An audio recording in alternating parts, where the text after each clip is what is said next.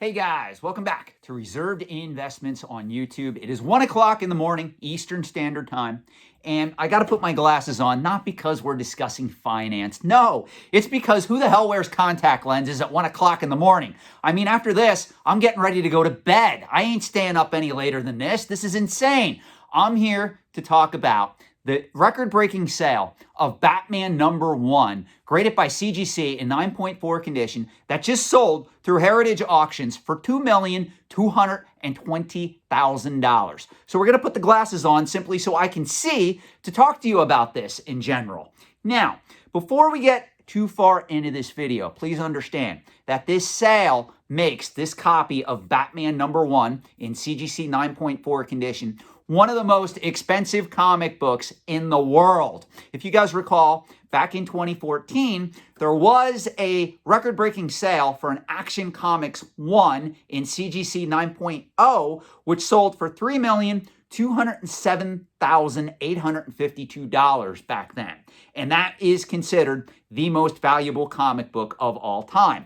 Well, this Batman #1, which really isn't the first appearance of Batman, that occurred in Detective Comics 27, for those of you that follow this market religiously, just want to clarify that, is still fairly close to hitting this $3 million mark. So we are looking at a book that is in pretty much the top 5 most valuable books of all time.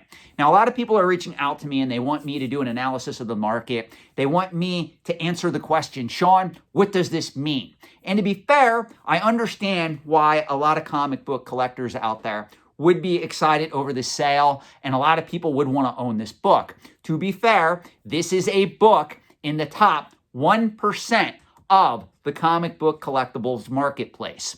So if you own this book, you are pretty much investing in the top 1% of this market. You cannot go any higher unless if you literally go after an Action Comics 1 in CGC 9.0, possibly if a Action Comics 1 in CGC 8.5 were to appear on the market, it may actually sell or should sell for more than this particular Batman 1 in 9.4, given the fact that Action Comics 1 is considered a highly regarded key issue comic, if not the most famous and popular sought-after comic book of all. Detective Comics 27, if you guys recall, back in November 2020, also through Heritage Auctions, that book sold in CGC 7.0 condition for literally $1.5 million. So Batman and Superman, obviously, are the main characters to collect if you are going after the top 1 to 3% of the comic book collecting marketplace. Now, here's the problem that I have with the sale of this book. There are too many people coming to YouTube. There are too many people on collecting forums. There are too many people going on Facebook groups stating that, well, look at this. A Batman 1 in 9.4 condition just sold for $2,220,000. That means my copy of Incredible Hulk 181 or Giant Size X-Men 1 or Amazing Spider-Man 129 or even Amazing Spider-Man 300 or Walking Dead 1, it gives validity to these books because now the market is being pushed even higher for some of these key issues. Well, here's the problem with that theory. There are only a handful of copies of Batman 1 known in existence, and most of them are graded under CGC 8.0 condition. If you don't believe me, go on cgccomics.com, pull up the census, and you can chart how many copies of these books exist in each grade. There's only a handful of copies that are graded over 8.0 condition, and there's only one known copy in 9.4 condition, and it was actually this sale. And ironically, it has white pages as well. So this is pretty much the most perfect copy of Batman #1 known in existence. Let's be realistic there. So you cannot compare the sale of this particular book with other books in the trade, even if they are key issues, unless they came out around the same time as Batman 1. So let me put this in perspective to you. When Batman 1, when Action Comics 1, when Detective Comics 27 hit the marketplace back in the late 1930s all the way up to the early 1940s, nobody was hoarding comic books back then. That's why these books are so rare, scarce, and valuable. They also ushered in two of the most iconic comic book characters of all time, mainly Superman, which came out of Action Comics 1, and of course Batman, which came out of Detective Comics 27.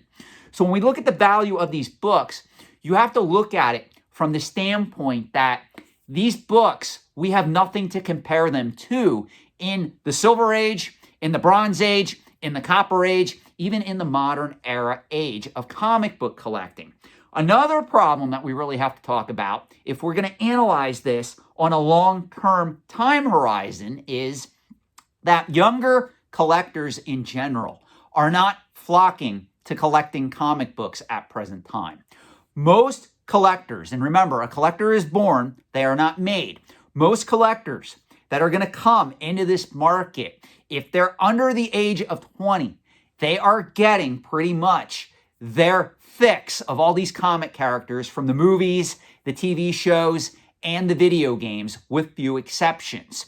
The original medium, meaning the comic books that these characters first appeared in, is going to become less and less valid over time. Now, what does that mean for the average comic collector out there? Maybe you're in your 30s, maybe you're in your 40s, maybe you're a little older than me. You're in your 50s or 60s and you collect comic books. Well, in my opinion, you still have 10, 20, possibly 30 years in this market. And I've said this before. Some of the comic book collecting marketplace is going to transition to an established market in the trade. It already is starting to happen.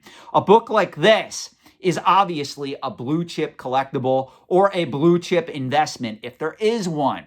But you can't compare the sale of a Batman 1 or an Action Comics 1 to that of an Incredible Hulk 181 or an X-Men 94 or a giant size X-Men or even an Amazing Spider-Man 300 or a Walking Dead 1. And the reason for that is too many copies of those books are in existence.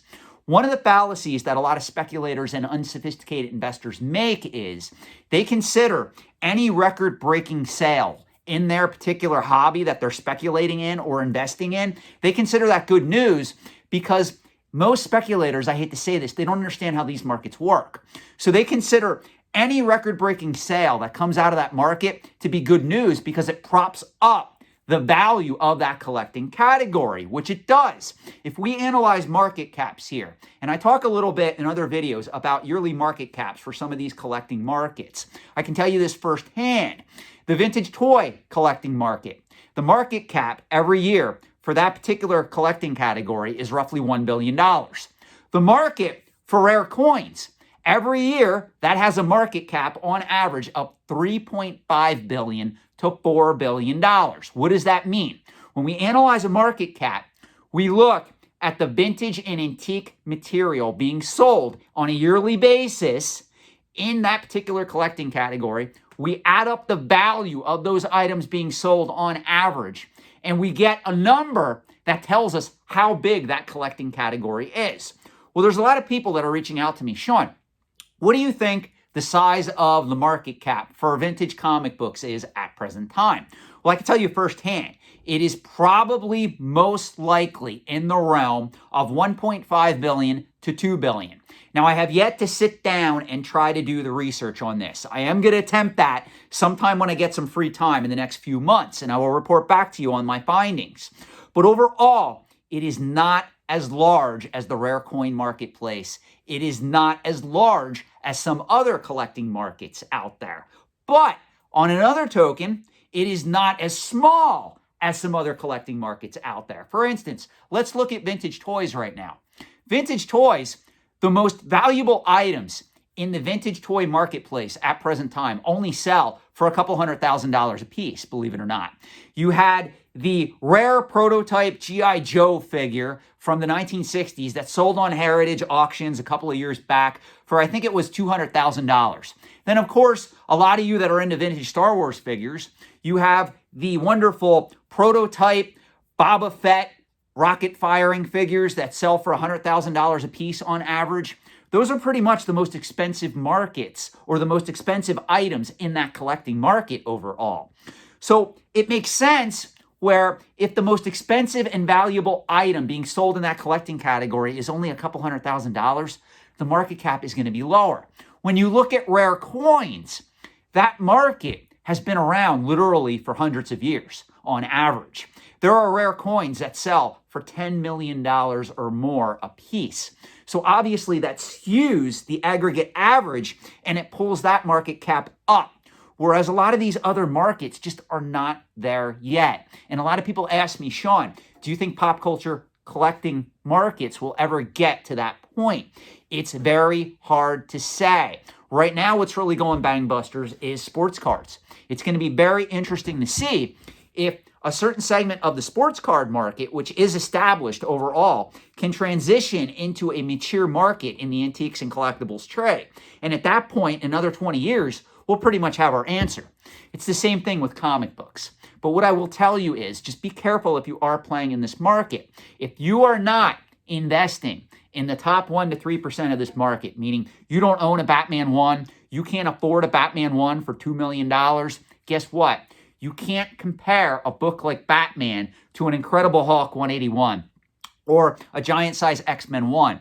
There are too many copies of those books in existence, and their prices, I'm going to say it, guys, in certain instances, the prices for those books, meaning the Bronze Age keys, the Copper Age keys, even the modern era keys, they are overinflated, in my opinion, in certain instances.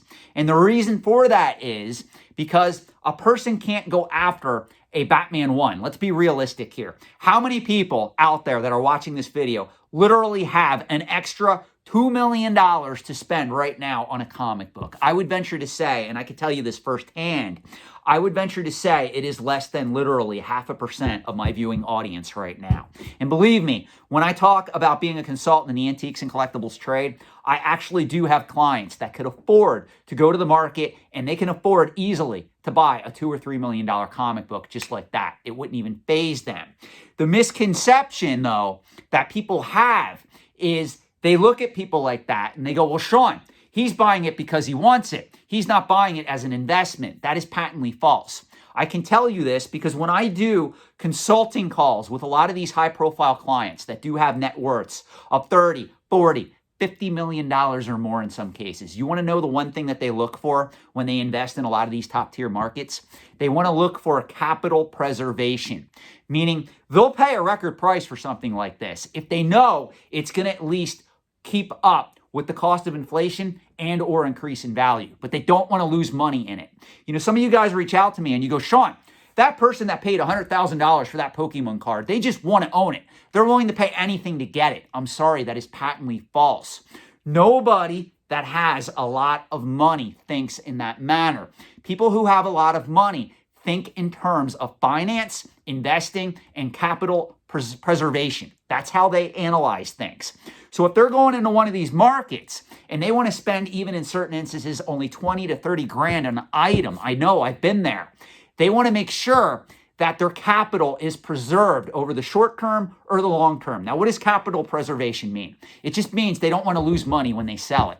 In other words, if they pay $20,000 to $30,000 for an item, when they go to sell that back into the marketplace, whether it's 5 years from now, 10 years from now, or even 6 months from now, they want to make sure that after all fees, they at least get back what they have in that item overall. That's what capital preservation is. In another video, I'm going to be going into depth on capital preservation and how it works in the antiques and collectibles trade from an investor standpoint. So that'll be a great video for some of you guys that wonder how a lot of these people that are coming into this market really think. Like me, when I go and buy a $5,000 or $10,000 coin or a $5,000 or $10,000 banknote, I'm more concerned about capital appreciation. I want that item to be worth 5 to 10, whatever I paid for it when I go back to sell it. I don't want to lose money overall. That's how I'm thinking. That's how a lot of these investors that want to diversify in these markets, that's how they look at the market overall.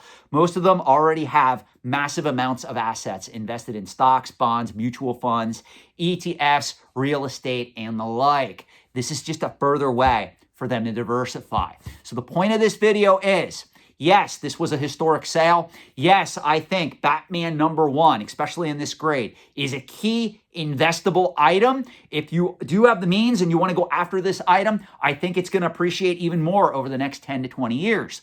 But you cannot compare the sale of this item and the market it sits in general with an Incredible Hulk 181 in CGC 9.2, or an Amazing Spider-Man 300 in 9.8, or a Walking Dead 1 in 9.8. And if you're wondering why, it's because too many of those books are on the market and their prices are much less than what somebody playing or wanting to buy a Batman 1 is going to be paying for those. As a result, more people can go after those items, and the items, as a result, are inflated on the secondary market. I hope that helps. Curious to hear your thoughts. Thanks for watching, and thanks for joining me with one of my 1 a.m. rants. Thanks, guys.